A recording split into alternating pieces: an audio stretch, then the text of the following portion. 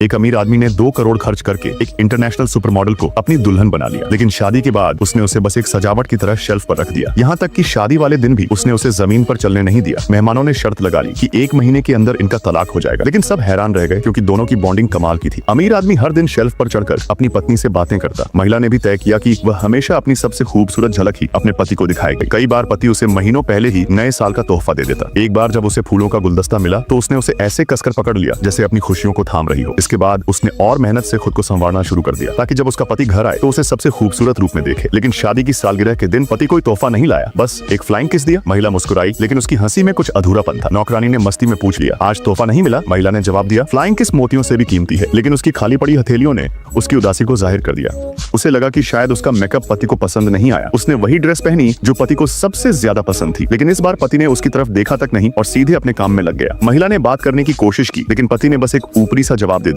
वह मायूस हो गई। फिर उसने अपने पति का फेवरेट गाना गाना शुरू किया, मगर पति ने उसे चुप रहने के लिए कह दिया। उसकी आंखों में आंसू आ गए, लेकिन वह रोई नहीं क्योंकि उसे डर था कि कहीं उसके आंसू उसका मेकअप न बिगाड़ दें। अगले दिन उसने सबसे महंगी ड्रेस पहनी, इस उम्मीद में कि पति एक बार उसे देख ले। लेकिन जब धूप की वजह से पति की स्क्रीन पर रोशनी पड़ी तो उसने नौकर को बुलाया और टेबल का एंगल बदलने को कहा। इस बार महिला कुछ नहीं बोली, आंसू खुद ही उसकी आंखों से बह निकले। अब उसे अपने मेकअप के खराब होने की भी परवाह नहीं थी, क्योंकि पति की आंखों में अब उसके लिए कोई जगह नहीं बची थी। 3 साल बीत गए। महिला अब भी खुद को खूबसूरत बनाती, लेकिन अब उसे कोई तारीफ नहीं मिलती। हर रात पति उसे नजरअंदाज कर दरवाजा बंद कर लेता। आखिरकार महिला का दिल टूट गया। उसने अपने ऊंची एड़ी के जूते निकाले और कहा, अब हमें यहाँ से जाना चाहिए।